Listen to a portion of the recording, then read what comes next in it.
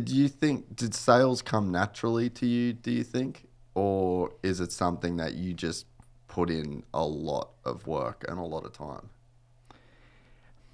I think it came out of, I got to pay the bills, I got to go. Like I said, I come out of the Air Force where it didn't end the way I wanted to, plan B, and I'm like, I'm on commission. If I'm going to live the life I wanted to live and give my wife and future family the life they wanted to be, man, I had to do it. So I read some books, and it says, sales is a numbers game, just like a batting average. Mm-hmm. So, if you've got to call 20 people to make one sale, do the math on how much money you want to make. If the average sale, pays $100 and you want to make $500, you got to have 5 sales in a day.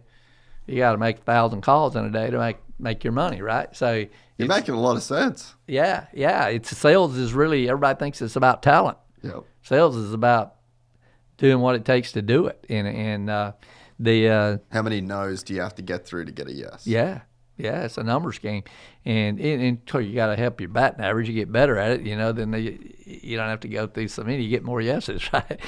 But it's I don't know. People say it came natural to me, but I don't know that it did, man. Rejection. It's most people, the average person, can't take the rejection over and over. They don't want to make the calls anymore because I ain't going to call that guy. He ain't going to want to do it. Well, you'll find reasons why I'm not going to make that call, because you'll say, he's just like that other guy, same business, and they didn't do anything, so he won't. You come up with reasons why not to make the call. But you got to make the call, right? And it's so that was just my thing in sales. But all of this stuff, it all goes back to kind of some basic stuff in life. It's about succeeding. The things that makes people succeed in motocross, like Cooper Webb, I believe Cooper Webb would have succeeded at anything, whatever he went into, because he don't like to lose, and he's willing to pay the price to win. Everybody wants to win. Shit. Everybody lines up on the gate wants to win, but a lot of them are not willing to do what you have to do to win. Mm-hmm. And Cooper's one of those, and a lot of others, not just Cooper, man. A lot of them are willing to do what it takes to win. And the difference, when you got all those out there that are willing to do it at that level, it's the difference in him and 5 more are just really close, right? Yeah.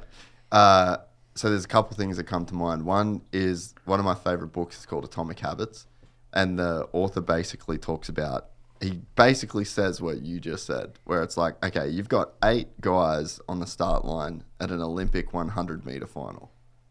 You think that all 8 of those guys don't have the exact same goal? Yeah. So the goal is pretty well useless. Yeah. At the top of the pops.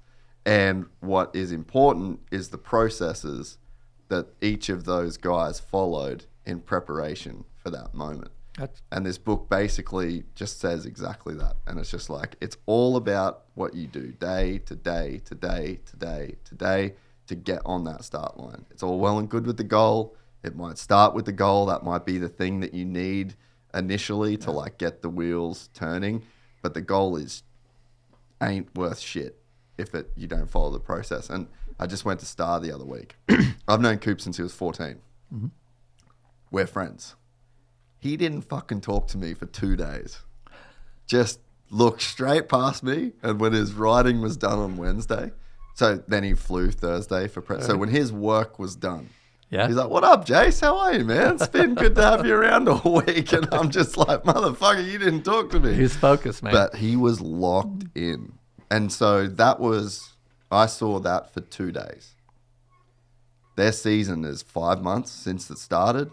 And then the 2 months before, to stay that locked in and to stay that focused on your goal, to be that committed to the process, that's what you're saying is that's the thing that most people don't have. And I think that success in anything can sometimes seem like it requires a secret or this talent, but it's like just a real crazy obsessive focus towards achieving the goal that you have in mind and doing what it takes on a daily basis to get there, whether it's sales, whether it's motocross, whether it's whatever. Right. No, that's exactly right. I have a good friend that's a world famous sports psychologist, and he's works with Nick Saban at Alabama. He's won Oh, yeah. 8 championships with him. Yeah. He works with Jalen Hurts now. He's sick. got 33 championship rings over, whether it be Super Bowls or national championships with athletes and teams. So he's really one of the best of the best, right? And to that point about the process, he tells it like this: once you have to sit down at the beginning and make a goal, and then lay out what's it going to take, what nitty-gritty goals do you have that you do every day that will yield that, and believe in that process. And then you have to do that process. You have to be wired to do that process every day and believe in it. And he calls it keep chopping wood. So if you had to envision a big tree out there and you've got an axe, and your process is, I'm going to keep hitting that thing till it falls, and I'm going to sharpen my axe every day or every 15 minutes, whatever your process is, I'm going to do that. And if I keep hitting that thing, I don't know what stroke of the axe is going to make it fall. Yeah. I don't know which swing of the axe is going to make it fall, but I know if I keep hitting it, it is going to fall. I just don't know when. So, so I like to tell our athletes all the time, man, just keep chopping wood. Keep chopping wood. Believe in your process. It'll fall. Keep chopping wood. And, things like that. But I like things like that. If you enjoyed this content, please like and subscribe. And to listen to the full 3-hour podcast, search Gypsy Tales in your favorite podcast platform or click the link in the description below. Gypsy Gang.